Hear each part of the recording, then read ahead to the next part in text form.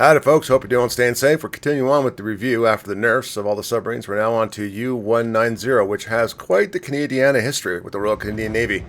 Just so you guys know, she did surrender to HMCS Victoriaville, about 500 miles from Cape Race off of Newfoundland on May 11th. And when she was pulling into Bay Bulls, Newfoundland on May 14th, that's Lieutenant, not Lieutenant because we're Royal Navy, Lieutenant F.S. Burbridge was actually commanding the ship when she had the white ensign. So they still have the periscope and the battle flag for this, and then they eventually had a Sunkex and Sunker back in 1947. But it's kind of cool, and I think they've actually found the wreck of where it is. She was also the last casualty of World War II for the Canadians. That would be HMCS Esquimalt. She sunk her in 1945 with a torpedo on the starboard side. But you know what? History lesson aside, let's kind of get into it. So far, this boat's actually holding its own, and I'm happy with it. Alright, so let's talk about the obvious. She's got tons and tons of armor. I'm being sarcastic. No, she doesn't. Here we go. Click that. 19 mil. She's paper mache. Don't get hit. Survivability, only 15.4, which is okay. Sonar, 6.5 second ping. 1 ping gives you 25. 2 gives you 55. You got 12.5 kilometer range. Torpedoes, 2 sets. Now you got 12.5 kilometer range ones, 7.5 kilometer range ones. You've got the ones that are non-homing, do 14,000 damage, and the ones that are homing do 8,600. Not too bad. The homing ones do 81 knots, and the non-homing do 62. So actually, it's not too bad. But they can be seen from the moon, so that kind of sucks. But it is what it is. Dive capacity. Let me just close this up. Dive capacity. You got 262 units, so she can stay underwater for a few minutes. I think it's like over 3 minutes, which is good. Don't ask me off the top of my head. Slow recharging, 0.8% per second. So watch out for that. Maneuverability on the surface, 30 knots. Great rudder shift time. Underwater, 13.6. And she's got, 6.7, but the dive planes at 3.2 meters. Nah, that still doesn't work great. 5.56 detectability range. Range of periscope depth, 2 kilometers. And range by air is 2.1. So she's really good. She has great stealth. She's definitely a flank boat.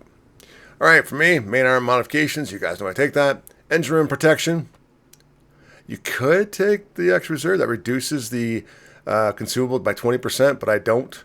Torpedoes modification, you could take, submarine surveillance and reduce that as well, but I don't know. It's up to you guys. If I have to use that stuff, I'm probably dying anyway, so I don't want to pay 17,000 coal for something.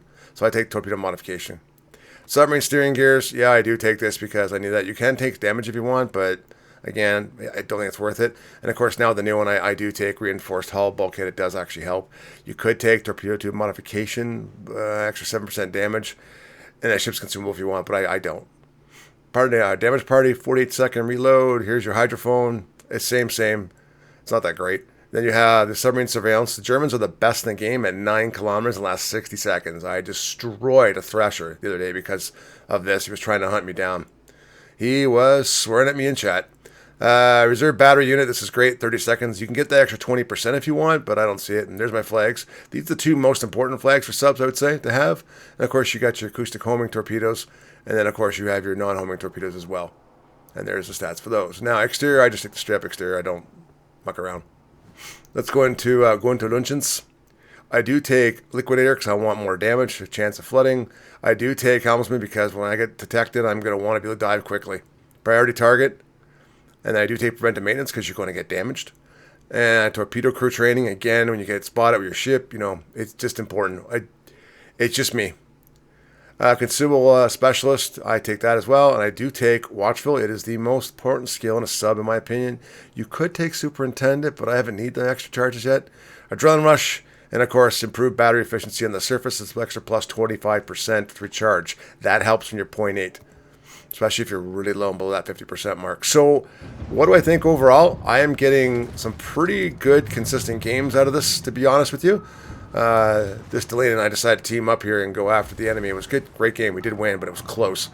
She's definitely a flank boat. You can definitely hold your own. Yeah, I'm doing donuts in the water, whether I'm dumping torps from the bow or from the stern. She's got good range on the torpedoes. A little bit better on the non-homing at 7.5 as opposed to I-56, which is only 6 kilometers, which means you're going to get killed. You got to come in close, basically shotgunning. I do use the non-homing torpedoes when I'm pulling away, because it gives me time, and I can actually sit there and put a couple of good high damage ones into usually cruisers or battleships, and that's pretty much how I play it. Overall, she's easy to play, asymmetrical. She's fun. I wish we could put them in operations. I have no issue in co-op. Co-op goes over pretty fast. Randoms, you can see me doing donuts. You just keep holding the flank, and that's what I did. I held the flank for this arms race, and it went quite well. And so did this Delaney. He helped me quite a bit. So again, it's a flank boat. I would wait till the second half of the game before I charge like that. And we did, and we won. But at that, yeah, it's a really good boat and a really good system. I would say so far I'm enjoying this as a tier 8 boat. It's one of the most consistent I've seen. So if you're trying to build a lineup, start with U-69, then go to U-190. But hey, let me know down in the comments what you guys think. So far, I'm still liking subs and having a good time.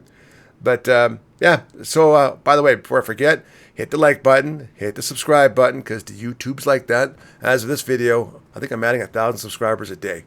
So I'm over 33,000 as of this video. So, hey guys, thank you very much, and I appreciate that. So, as always, take care, stay safe. I wish you the best, and bye for now.